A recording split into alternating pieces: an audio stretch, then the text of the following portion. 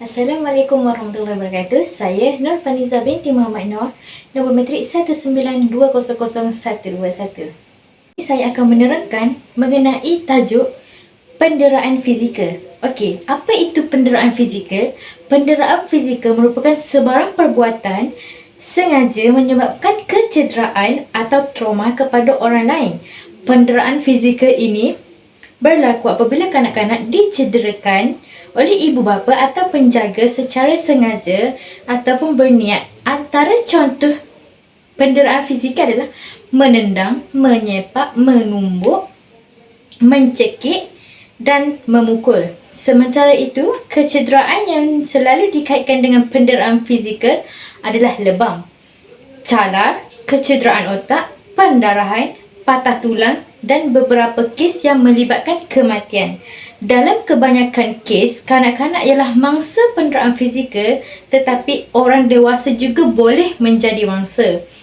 Istilah alternatif yang boleh kita gunakan adalah termasuk serangan fizikal atau keganasan fizikal.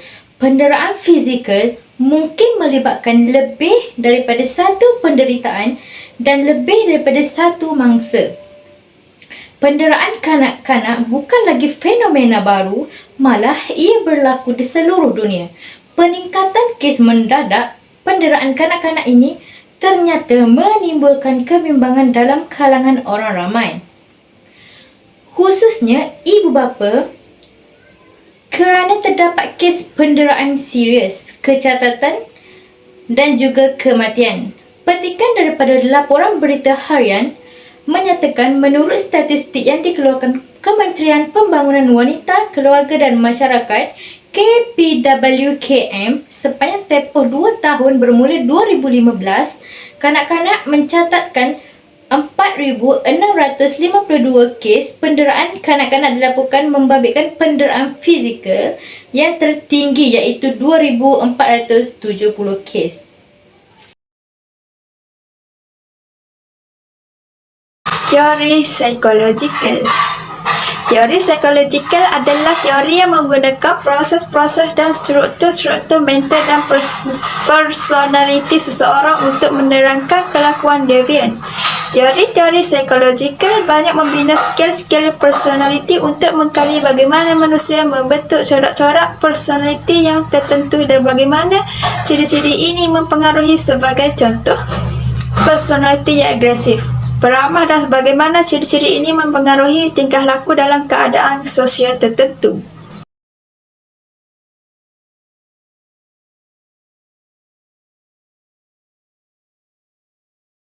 Faktor teori psikologikal ibu bapa, contohnya pertengkaran.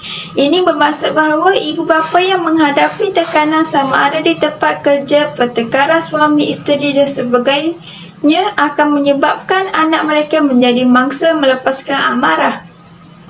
Menurut saintifik terhadap otak manusia, apabila seseorang itu tertekan terhadap situasi atau masalah yang dihadapi, maka otak mereka tidak akan dapat berfungsi dengan baik. Maka dengan itulah segala tindakan yang dilakukan adalah berunsur memberontak. Ini menunjukkan satu teori psikologikal telah terlibat. Masalah kewangan. Tekanan masalah ekonomi atau beban kerja yang dihadapi oleh ibu bapa juga sebagai salah satu faktor berlakunya penderaan kanak-kanak. Ramai ibu bapa yang menjadi kurang waras kerana tekanan tersebut. Mereka sering melepaskan tekanan tersebut dengan menyakiti atau memukul anak-anak. Aspek ekonomi memang penting untuk mewujudkan keluarga yang sempurna. Kasih sayang yang utuh dan prihatin membunuh sekalipun tidak akan berkekalan tanpa wang. Seseorang ketua keluarga yang baik mesti berfikiran jauh. Perkara yang perlu difikirkan bukan sahaja terhadap keselesaan hidup untuk hari ini, tetapi untuk masa depan yang masih panjang.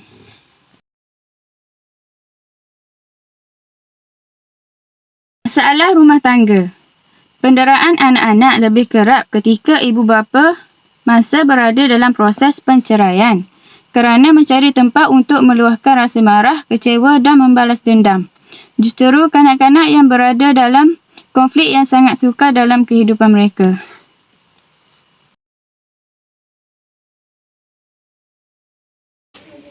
Okey, saya akan teruskan lagi dengan masalah penagihan dadah. Ibu bapa yang ketagih dadah atau arak juga menjadi faktor utama terjadinya kes penderaan kanak-kanak. Ketagihan ini menyebabkan mereka hilang pertimbangan dan peri kemanusiaan. Kanak-kanak lah yang sering menjadi mangsa mereka.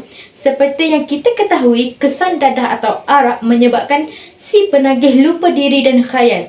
Oleh itu, mereka lupa akan tanggungjawab dan lupa keluarga, malah akan menyeksa yang tidak berdosa. Okey, hal ini boleh dikatakan ibu bapa adalah menjadi salah satu faktor yang mengakibatkan kanak-kanak didera. Seperti yang kita tahu, penagih dadah juga, mereka akan kehilangan pertimbangan kepada kanak-kanak. Mereka akan melihat anak-anak mereka bukan seperti anak-anak. Mereka akan melihat anak-anak mereka lebih daripada imajinasi mereka.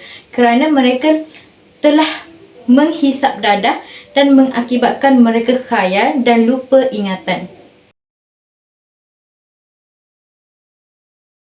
Okey, saya akan teruskan lagi dengan masalah ibu dan ayah tiri.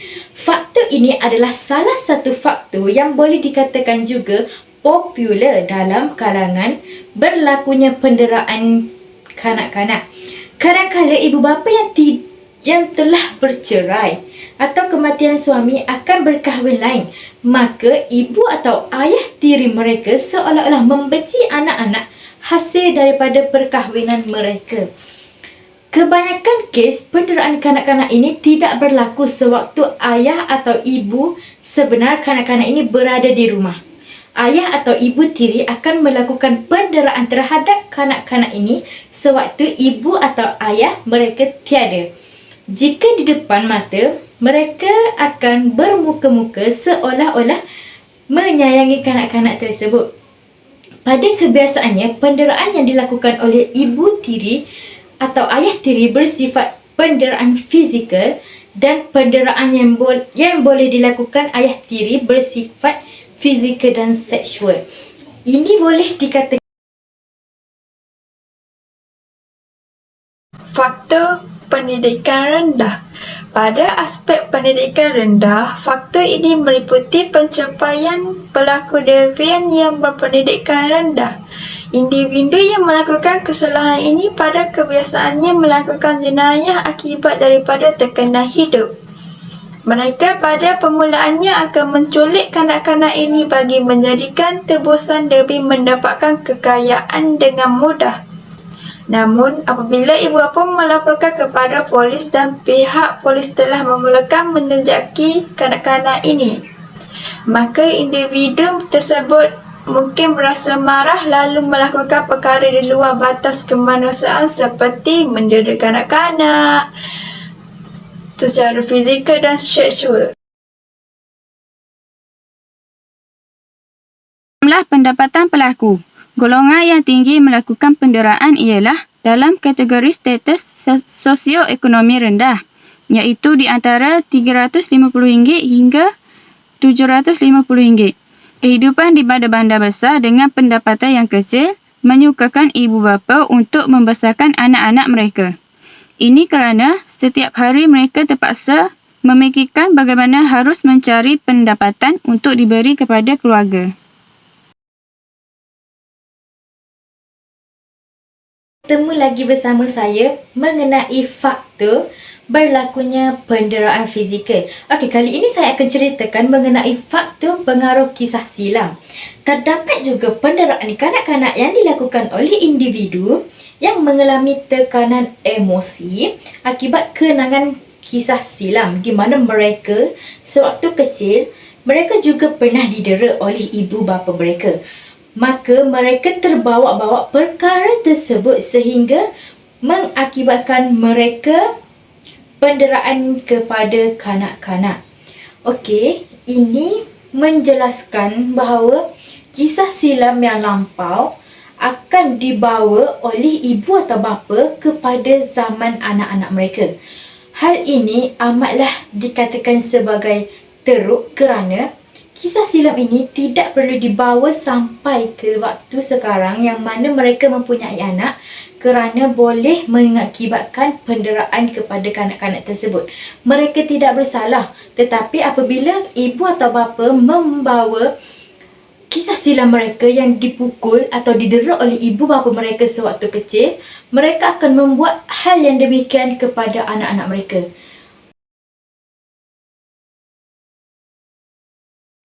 Penderaan yang dilakukan pengasuh. Penderaan juga boleh di mana-mana termasuk di pusat asuhan kanak-kanak. Kebanyakan ibu bapa menghantar anak mereka ke pusat asuhan kanak-kanak yang mereka tidak pasti latar belakangnya. Ini sepatutnya tidak berlaku. Sebelum ibu bapa menghantar anak-anak mereka perlu menitik beratkan latar belakang tempat yang hendak dihantar dan latar belakang pengasuhnya.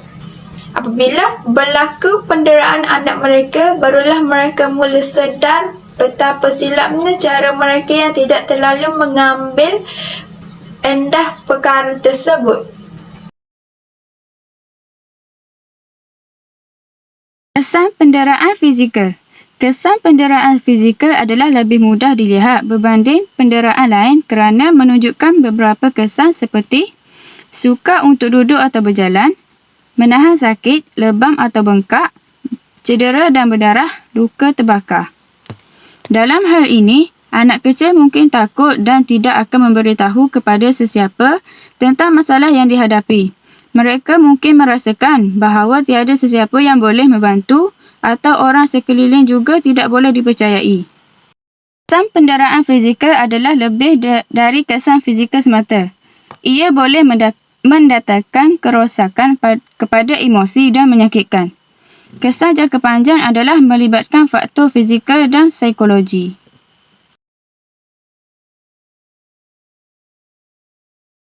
Kesan fizikal jangka masa panjang. Jika seseorang individu mengalami kecederaan yang berulang untuk satu tempoh yang lama, ia berisiko untuk menyebabkan masalah kesihatan yang serius seperti artritis, sindrom kesakitan kronik atau kerosakan otak. Terdapat juga risiko penyakit jantung, tekanan darah tinggi yang disebabkan persekitaran yang mendatangkan tekanan. Jika mangsa merupakan seorang wanita hamil, penderaan fizikal boleh menyebabkan kelahiran prematur. Bayi akan lahir dengan berat yang rendah atau mungkin menyebabkan keguguran. Kanak-kanak yang menjadi mangsa penderaan fizikal boleh menghadapi masalah kerosakan otak atau mata.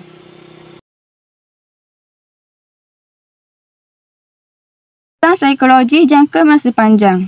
Impak dari kesan ini boleh bertahan lama.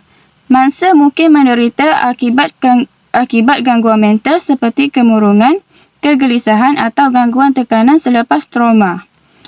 Penderaan fizikal juga menyebabkan masalah tingkah laku dan kemahiran sosial yang lemah.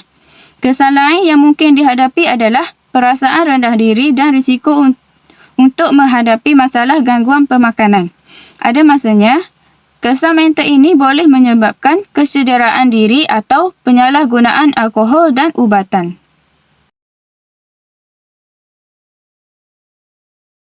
Langkah mengatasi penderaan fizikal. Antara langkah-langkah mengatasi penderaan fizikal adalah ibu bapa haruslah berhati-hati apabila memilih atau mengambil pengasuh kanak-kanak atau penjaga bagi mengelakkan berlakunya penderaan fizikal. Dalam masa yang sama, ibu bapa perlulah mengambil tahu nama dan alamat tempat tinggal penjaga sebagai rujukan jika berlaku perkara yang tidak diingini. Memilih pusat penjagaan yang didaftarkan dengan penjaga terlatih juga harus dititik beratkan dalam usaha menangani masalah penderaan kanak-kanak di tadika. Dapatkan orang dewasa seperti ahli keluarga, contohnya nenek, atau memasang CCTV sekiranya ibu bapa mendapat khidmat pembantu rumah. Seterusnya, langkah yang harus dilaksanakan bagi membendung masalah penderaan kanak-kanak ini ialah ibu bapa atau pengasuh perlu menghadiri kelas bimbingan dan kaunseling. Dalam hal ini, pihak-pihak yang berwajib juga perlulah mengadakan kelas-kelas bimbingan bagi memberikan pendidikan keibubapaan kepada setiap pasangan bagi menyediakan mereka akan tanggungjawab yang besar harus dipikul setelah berumah tangga. Mereka akan lebih jelas tentang cara-cara untuk mendidik anak-anak dan kaedah untuk melayan suami atau isteri dengan baik. Dengan itu, masalah penderaan kanak-kanak dapat diatasi. Samping itu, peranan masyarakat amatlah signifikan dalam usaha membendung masalah penderaan kanak-kanak daripada terus menular. Masyarakat haruslah membuat sikap seperti enau dalam belukar, melepaskan pucuk masing-masing dan usahalah mementingkan diri sendiri.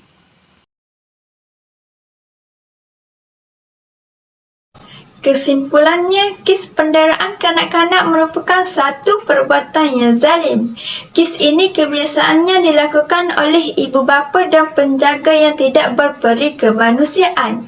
Oleh itu, untuk mencegah daripada berlakunya kes penderaan kanak-kanak ini, ibu bapa harus sedar tanggungjawab dan peranan mereka untuk mendidik dan membesarkan anak-anak. Ungkapan Melayu ada menyebut, anak-anak ibarat kain putih, ibu bapalah yang mencorakkan mereka. Nasihat saya kepada ibu bapa di luar sana ataupun penjaga, sayangilah anak-anak kerana anak-anak itu masih kecil dan memerlukan kasih sayang yang secukupnya, bukan penderaan yang kita berikan. Hal ini boleh dititik beratkan kerana kanak-kanak merupakan individu yang perlu mendapatkan kasih sayang yang secukupnya, memerlukan makan dan minum yang secukupnya, dan terakhir sekali mereka memerlukan keperluan tempat tinggal dan perlindungan. Jadi kita sebagai ibu bapa dan juga penjaga, berilah apa yang diperlukan oleh kanak-kanak supaya mereka senang hati dan merasakan diri mereka selamat.